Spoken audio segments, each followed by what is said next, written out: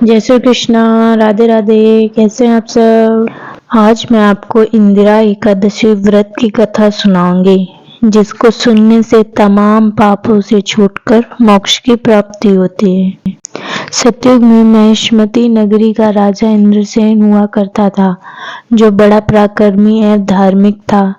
अपने राज कार्यों के साथ ही वह जप तप आदि धार्मिक क्रियाओं में भी लगा रहता था और हरि का उपासना जरूर करता था। एक दिन आकाश मार्ग से देवऋषि नारद राजा के दरबार में आए और राजा ने अपने सिंहासन से उठकर नारद जी को प्रणाम करके उनके चरण धोए और आरती उतारकर उनका स्वागत किया।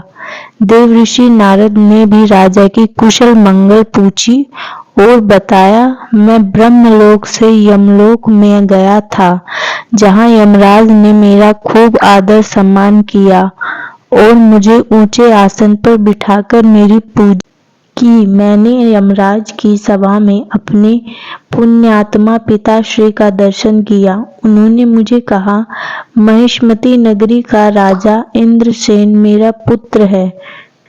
जब आप उसे मिलोगे तो मेरा एक संदेश उसे जरूर दे देना। आपके पिताश्री ने कहा कि पिछले जन्मों के लिए किसी पाप कर्म के कारण मुझे यमलोक में रहना पड़ रहा है। राजा को कहा कि अश्विन मास के कृष्ण पक्ष की इंदिरा एकादशी का व्रत करके उसका पुण्य फल मेरे निमित्त दे, ताकि मेरा उद्धार हो सके और मैं यमलोक से स्वर्गलोक में जा सकूं। नारद जी ने कहा कि मैं भी चाहता हूं कि आपके पिता को यमलोक से छुड़ाने के लिए आप यह व्रत जरूर। नारद जी ने राजा को व्रत की सारी विधि बताई। राजा इंद्रसेन ने नारद जी के उपदेश के अनुसार ही पूरे नियम से इंदिरा एकादशी व्रत का पालन किया तथा अगले दिन द्वादशी को भगवान विष्णु जी के महाप्रसाद के साथ पीतल तर्पण तथा श्राद्ध किया और व्रत का फल अपने पिताश्री के नाम किया।